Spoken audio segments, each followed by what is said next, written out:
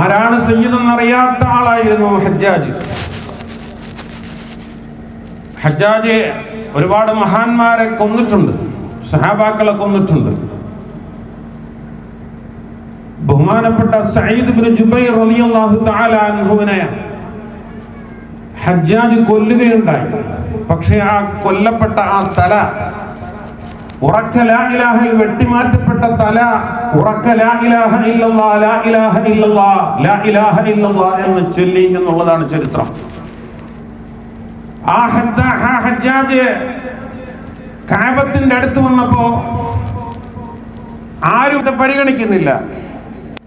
അപ്പോഴാണ് അവിടേക്ക് ബഹുമാനപ്പെട്ട അലി സൈനുൽ ആബിദീൻ റളിയല്ലാഹു തആല അൻഹു കടന്നു വരുന്നത്.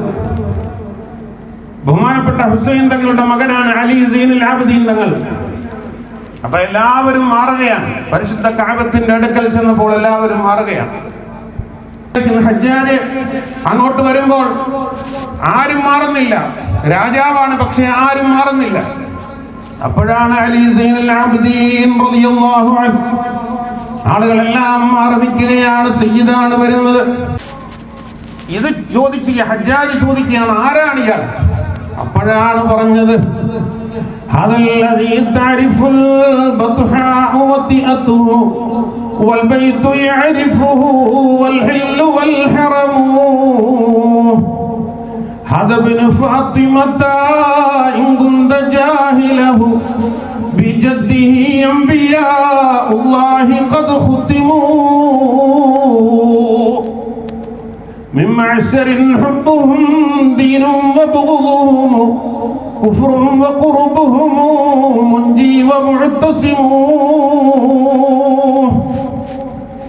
ഇത് മക്ക മുഴുവനും അറിയുന്ന മഹാനാണ്. ഹാദ ഇബ്നു ഫാത്തിമത, ഇത് ഫാത്തിമയുടെ മകനാണ്.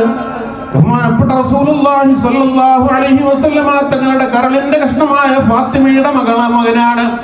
هذا بن فاطمة إن كنت جاهله بجده أنبياء الله قد ختموا. പ്രവാചകന്മാരുടെ അവസാനത്തെ ആളാണ് ഇവരുടെ ഉപ്പാപ്പ എന്ന് പറഞ്ഞുകൊണ്ട് അവിടെ പാടുകയാണ്.